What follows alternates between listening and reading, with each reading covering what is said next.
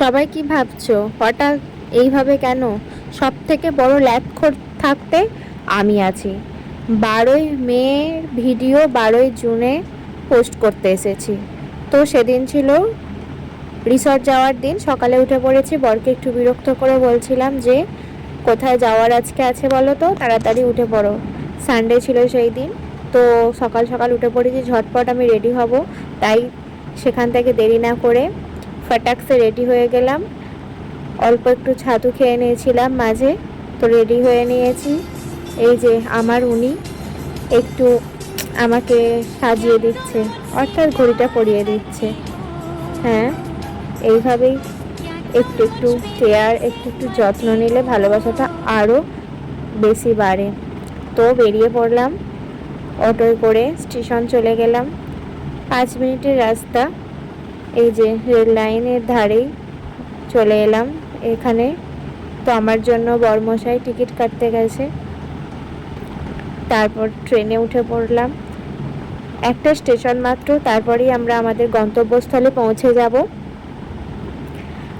তো তোমাদের তো আগেই বলেছি কোথায় যাব, তো তোমরা দেখতে থাকো।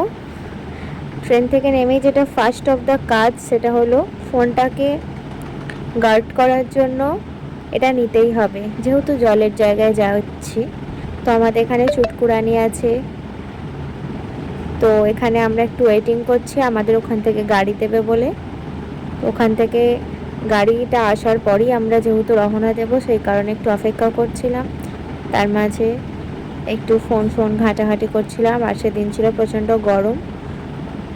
ব্যাস চলে এলাম আমাদের গন্তব্যস্থলে, জয়ল্যান্ড ওয়াটার পার্ক।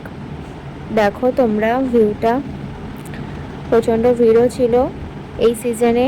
এখানে প্রচণ্ড ভিড় হয়। আমরা একটা মাঝে সেলফি নিয়ে নিলাম। প্রচণ্ড খিদেও পেয়ে গেছিলো, তার জন্য নাস্তা চলে এসেছে আমাদের, মিসাল পাও। তারপরে হাতে ব্যান্ড বেরিয়ে দিচ্ছিল আমার বর সবাইকে। জলও খেয়ে নিল। আমি বলছিলাম এখানে খাচ্ছি, খেতে ভালোই লাগছিল, খিদে পেয়েছে যেহেতু। তার মাঝে ড্রেস চেঞ্জ করে নিয়েছি, খাবো আর জলে ঝাঁপিয়ে পড়বো। আমাদের বর্ষা রানী লজ্জা পেয়েছে। সবাই মিলে খাওয়া দাওয়া করে রেডি স্টেডি হয়ে গো। প্রচুর আনন্দ, প্রচুর মজা করলাম। এত রোদের মাঝেও বেশ চিল করে নিয়েছি। আমি নাচবো আর কাউকে নাচাবো না, এটা তো হতেই পারে না, তাই না? চলো। আর আমাকে আমার বর এইভাবে যে কোলে নেয়, তখন নিজেকে আমার পুতুল মনে হয় যে সত্যিই তো বেশ ক্যারিটা ভালোই করতে পারে। দম আছে বস, সবাই সেটা পারে না।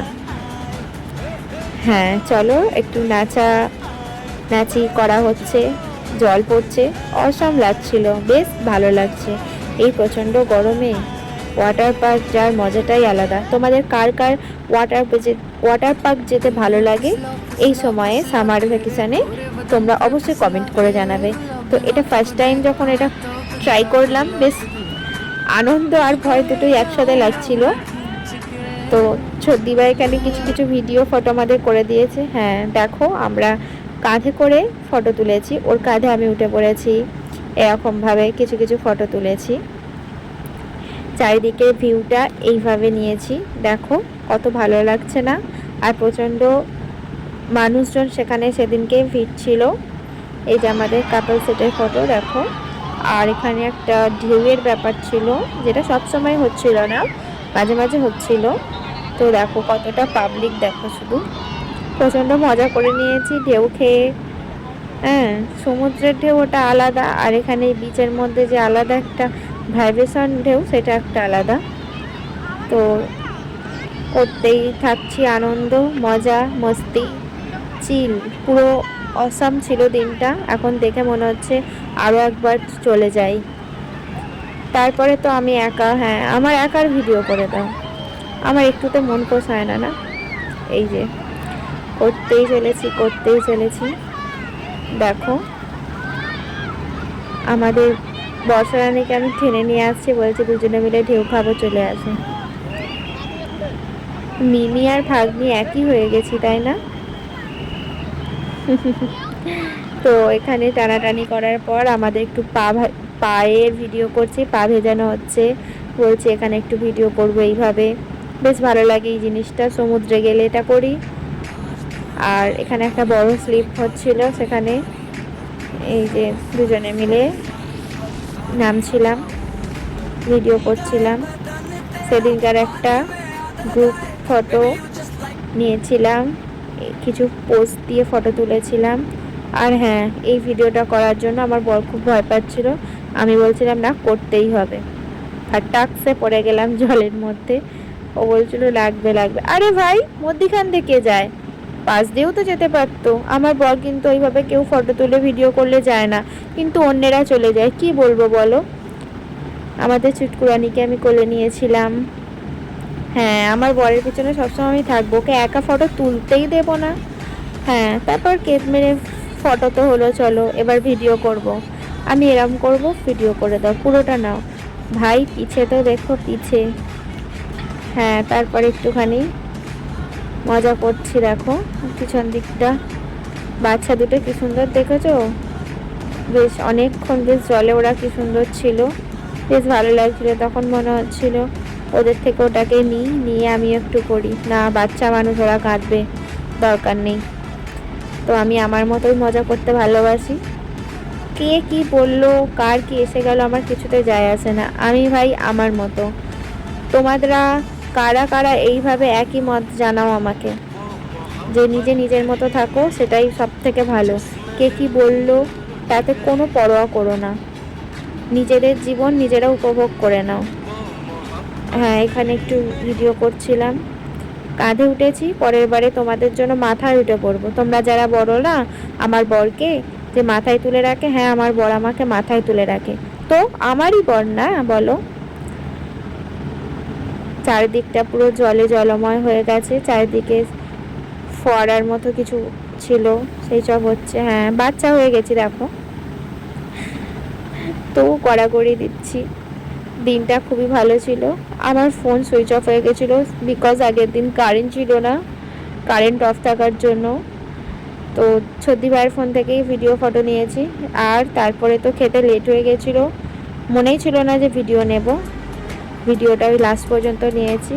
আর হ্যাঁ, একটা কাপেল ডান্স হালকা করে, ছোট্ট করে। আর তারপরে কিছু ফটো ভিডিও তুললাম। আর তারপরেতে আস্তে আস্তে টাইম চলে আসছিলো, বেরোনোর টাইম হয়ে গেছিলো ওখান থেকে, যেহেতু বাড়ি ফিরতে হবে। তো একটু সমুদ্রের ধারে যাওয়া বলে রিসর্ট থেকে বেরিয়ে চলে আসছিলাম, টাটা করছিলাম সবাই মিলে।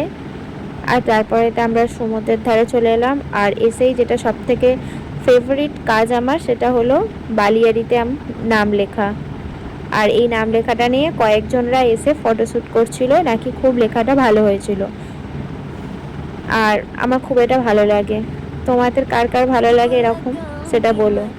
আচ্ছা, এইভাবে আমরা একটু ভিডিও করছিলাম, যেহেতু ইন্টারনেট ছিল না সেখানে, নিজেরা গান গেয়ে এখানে ভিডিও করেছি। গোয়া वाली बीच में, গোয়া নয় জানি, তাও করতে কি দোষ আছে, বিচ কি না। তো আমার সঙ্গে আমার বর সবসময় সাথ দেয়, তার জন্য অনেক অনেক ভালো লাগে আমার। এইভাবেই আমি থাকতে চাই সব সময়, ওর সাথে, ওর পাশে, ওকে সাথে নিয়ে। আর শুধু যে তার ভাইকে নিয়ে করবে এরকমটা নয়, তার দিদিকে নিয়েও করতে হবে না। তো ভিডিও করছিলাম সত্যি ভাইকে নিয়ে, এতটাই ভিডিও করতে মগ্ন, রুমাল উড়ে চলে গেছে, কোনো খেয়াল নেই। কিন্তু আগে ভিডিও, তারপর সুইচ অফ। সেখান থেকে বিদায় দিলাম, সবাই ভালো থেকো, টাটা।